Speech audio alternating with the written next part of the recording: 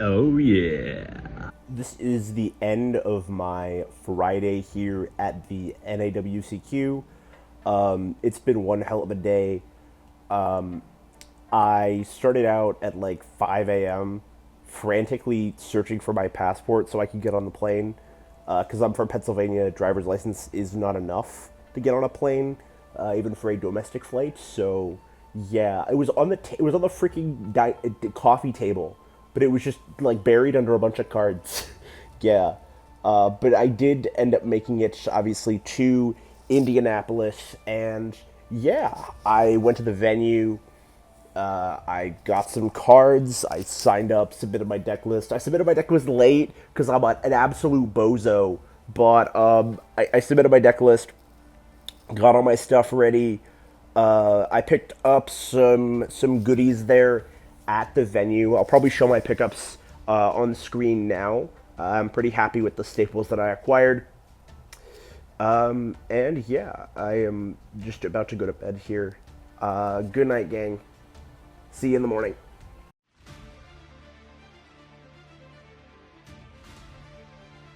So day one, I played the main event with this Malice deck list. I'll show it on screen here.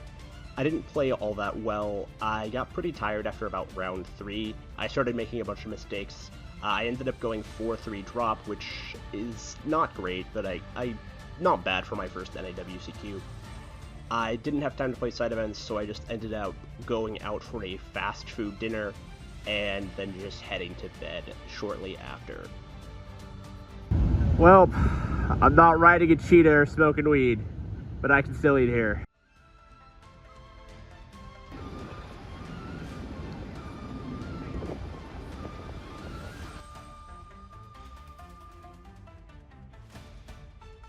Today's Time Wizard tournament was a total shit show. Genuinely, I'm baffled by how poorly the event was ran. So, to start off with, we started like 75 minutes late, which that's literally the least of the problems.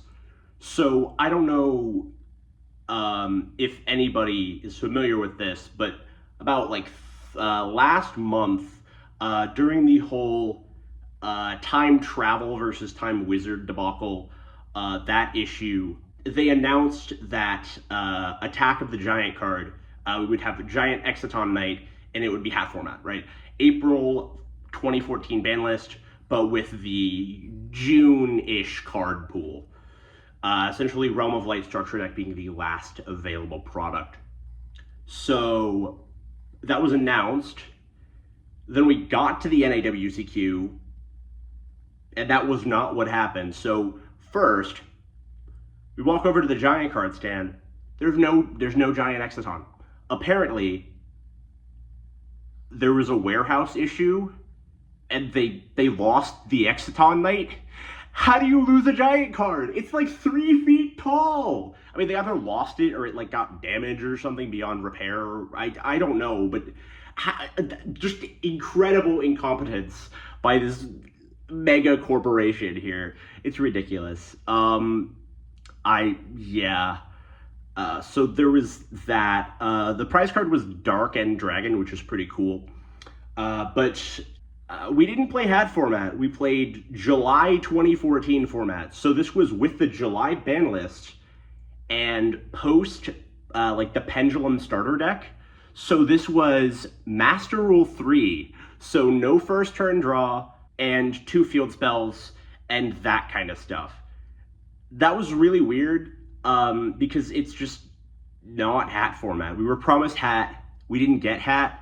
And there was a lot of confusion about this. Nobody really knew what was going on. Apparently, the website explained Master Rule 3, but like everybody just saw hat from like the few weeks before when they were booking their trips to this venue, and that's just kind of what we all assumed. Yeah, this is not what we were promised, but it gets worse. So even the judges weren't sure what their event was, because I went and I asked for ruling clarifications on certain things. So specific rulings regarding the damage step and the negation of effects in the damage step. So the three examples in hat format where they do work in the damage step, whereas they wouldn't be able to work in the damage step in future formats. So Bujingi Turtle, Skullmeister, and Photon Strike Bouncer. So those were the three examples that that are like the three things that do work in the damage step. So I asked about that, and I asked about the Turtle versus Fiendish Chain ruling. That's pretty important. That's a very weird ruling. But yeah, the judges gave me the correct rulings for hat format, which gave me some confidence. Like, okay, this judge staff knows what they're doing. I didn't speak to the judge of that event because the fellow Judge Greg was not available at the time. So I spoke to someone on his behalf, and that's what I was told, right? So I was given these hat rulings, and I'm like, okay, we're playing some hat format. I sign up, I register my Evilswarm deck list with Skullmeister and one Rhoda, and then all of a sudden I find out, wait a second, it's July ban list. So Rhoda's at 2, Gear is at 1, which changes the entire format, and I'll get into why that's bad. The no first turn draw thing, I thought I would hate it, but that actually ended up being kind of a fun part of the format. It's a different format than hat format, but it actually wasn't bad. It wasn't bad during the event, but that format has a lot of flaws that I'll talk about later, probably after the deck profile. But I ended up doing fairly well for myself. I won my first 3 rounds without dropping a single game. And then like things got a lot harder from there, but I worked my way up to top 4.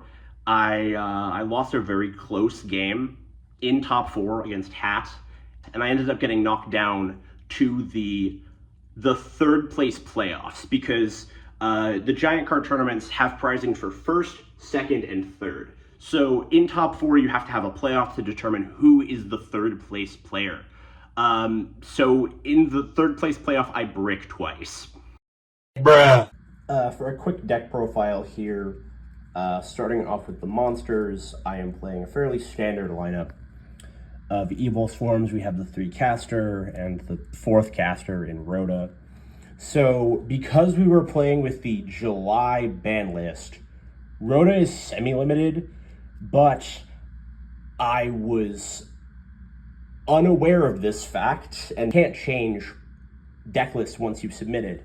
I was stuck with the subpar only 4 caster instead of the recommended 5, because this is like the best card in the deck. Just being able to give yourself an extra normal summon is just very, very good. You can't Veiler this, you can't Fiendish Chain it. It's not an activated effect. Yeah, this card is just incredible.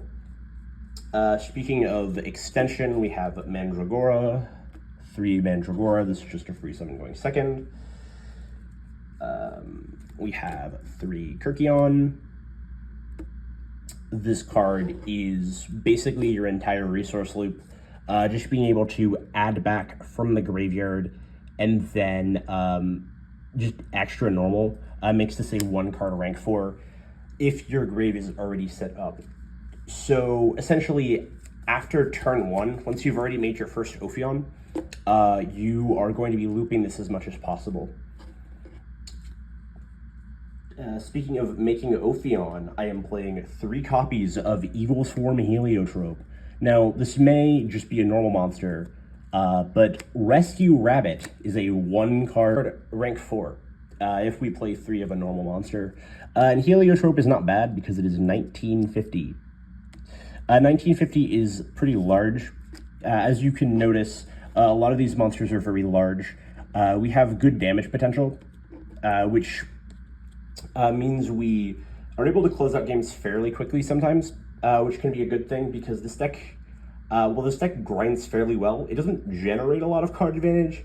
It's better at conserving card advantage. And to demonstrate this point, I will talk about 3 copies of Evilswarm Thunderbird. So this guy just kind of dodges everything.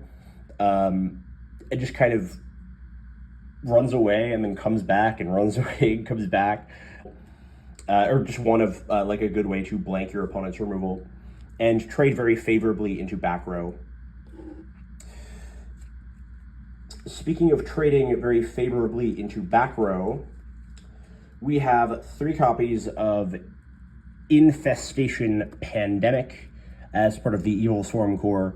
Pandemic is just a forbidden lance for your entire board. Kind of crazy. And it's searchable via Ophion. The other card that is searchable via Ophion is Infestation Infection. Now, Infection is just personal spoofing. You guys have probably seen my Altergeist videos. This is literally just personal spoofing, except it's searchable. Altergeist is freaking jealous of a, like, 13-year-old card. Crazy. But yeah, just being able to dodge your opponent's removal with this is ridiculous. You can, like, give yourself extra normals and, like, normal summon a bunch of times. It's very, very good. You can flood the board really fast with monsters once you've gotten set up. And it's a very strong resource loop. You're pretty resilient. And that's one of the good things about this deck. So, yeah, that is the Evilswarm core. Pretty standard lineup there. Moving on to some spell cards, or like some non-archetypal spell cards. We have the 3 copies of Upstart Goblin for consistency. Essentially, this just turns our 40-card deck into a 37-card deck. We have some power spells, the limited spells, Mind Control, and Dark Hole. Just good breakers. Mind Control, level 4s are everywhere in the format, so we just take our opponent's 4s and make generic rank 4s. Dark Hole going second. Also, you can protect yourself from your own Dark Hole, which is pretty cool for like turn 3 scenarios and things of that nature. I am playing the 1 copy of Soul Charge. This is not limited yet, but Soul Charge, I like it as just like a one-of grind game kind of card. Helps get you back into the game, but you don't want to brick on multiples because this is really not a combo deck, right? So we don't need Soul Charge to combo, we just need it to get back into the game here. For the final spell card, I am playing 2 copies of Mystical Space Typhoon. Now, we already have a searchable Forbidden Lance, but just having more removal is pretty good. I am playing a third one of this in the side. You can pop your opponent's artifacts during their end phase, that kind of stuff. You can pop Abyss Sphere, those sorts of cards. Popping Grand Spellbook Tower, just like stuff you can't do with a Forbidden Lance type card. Moving on to some defensive staples, I am unfortunately playing 2 copies of Skullmeister. Now, Skullmeister was originally played in Hat format as a way to answer the hands, because in Hat, Skullmeister is able to activate in the damage step. But because it negates effects after Hat format, it is no longer able to activate in the damage step. So when your opponent attacks into your monster with a hand, you can no longer Skullmeister the hand, which makes this card really, really bad. This is just worse DD Crow in so many scenarios. It's really pathetic. I cited this out almost every game. Genuinely, it was that bad. I kept in like 1 against Lightsworn Rulers. It was okay, but damn, this was so underwhelming. I was playing this card because I was gaslit by the judges who didn't know what their own event was. Yeah. I find it kind of funny that I joke about playing around Skullmeister, but my opponents really didn't have to play around Skullmeister because this card sucks. I'm never playing this again in this weird Master Rule 3 July format that I'm never playing again. Okay, so onto some real back row. We have the Power one-ofs, the limited squad. Here we have the Torrential Tribute. We have Solemn Warning. We have Bottomless Trap Hole. And we have another Trap Hole. It's not limited, but just like Trap Hole Nightmare. So we have Breakthrough Skill, Dimensional Prison, and 3 Fiendish Chain. So, okay, this back row lineup takes some explaining. So, obviously, we play these 3. These 3 are just, like, super broken. You can chain Pandemic to Torrential to protect your own board. very, very strong. This is for things like Silent Honor artifacts, and Gear Gigant X, which does not exist in this format because July absolutely dismantled Gear Gia by limiting Gear Gear. Dimensional Prison is another out to the hands. A lot of Evilswarm players like to side this card because battle traps are very underplayed in hat formats. They're not played that much anymore. So I wanted to, instead of siding them and taking up valuable side deck space, I wanted to just main the one to catch people off guard. Fiendish Chain is really good in this deck. You want to play a lot of defense because you can't make Ophion all the time on turn 1, so you need to just have stuff to protect yourself, protect your monsters from just like being hit with stuff, and Fiendish Chain does that really well. Also, shout out to the whole shout out Rescue Rabbit. This works like skill drain. So if you have this set, you normal Rescue Rabbit, your opponent goes Breakthrough skill, target your Rescue Rabbit. You go Chain Link to Fiendish Chain, target Rescue Rabbit. You activate Rabbit and then resolve it. It's beautiful. That didn't happen today. I didn't really resolve Rabbit more than once today, but this is a really cool interaction that I love so much. So that is it for the 40 card main deck. Let's talk about the extra deck. Okay, for the extra deck, I am playing 3 copies of Ophion. This is the main guy. It's a floodgate that just kind of wins many matchups on its own. This is really good against like Mermail, Lightsworn Ruler, just all ruler variants really. Sylvan, Hieratic, Spellbook is just an absolute house. And just being able to search your infection and your pandemic is incredible. Onto some other Evilswarm XCs, we have our 2 copies of Exciton Knight. The second one does come up. This card is really good in this deck because you can protect it with Pandemic. Evilswarm Bahamut. This card did not come up today, but just being an archetypal Big Eye is pretty cool. And it also has no restrictions on attacking. The discard cost makes it a little bit situational, but card is very strong. I just never summoned it. So some other Evilswarm XCs I considered playing. Thanatos is really the only one I considered playing. Thanatos gives itself protection from monster effects. In a world where like Firehand and stuff is really strong against this, like if you make Ophion, you lose to Firehand. If you make Dweller to clear the Firehand, you lose to Moral Talk. But if you make Thanatos, you lose to neither. That's pretty important, especially in a world where Skullmeister is crap. So yeah, I probably could have played Thanatos. I played Diamond Direwolf instead. This comes up especially with like slow charge stuff and with your God combo, the 3-card combo of Mandragora, Castor, and Kirkion, where you just make a bunch of rank 4s in one turn. You go Direwolf pop and then continue playing to like play around stuff. It's pretty good. This card is nice, but I don't know if I want to keep playing it. So I think I still want to give Thanatos another chance. Moving on to some finishers here, we have Gaga Cowboy and Heartland Draco. So I play Gaga Cowboy even on Dueling Book, where there's no time rules. Cowboy is just a really good finisher. Your monsters are very big, so you get to swing with your main deck monsters for a lot of damage, and then you can finish your opponent off with Cowboy for game. Heartland Draco is a similar theory. Essentially, when your opponent gets down under 2,000, you can just swing for game with Heartland Draco. Very, very good card.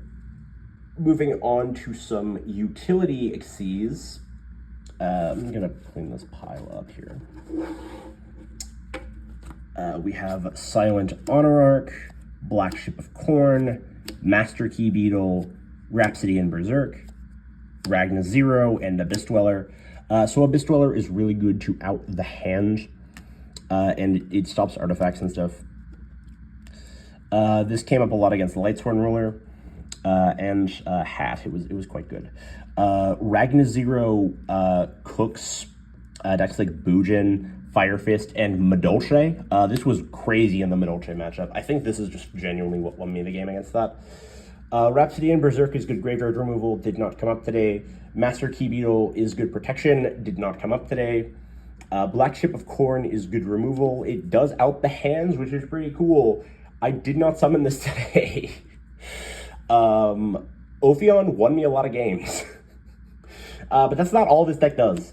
Genuinely, I think the one Mermail player was like really annoyed that I Ophioned him, and was like, "Bro, what were your other matchups?" Like the guy thought I just got a bunch of free wins.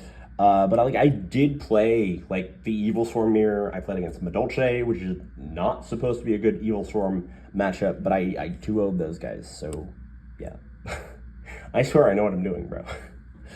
Yeah, Honor Arc is just really good. Genuinely one of the best rank 4s in the format, I think.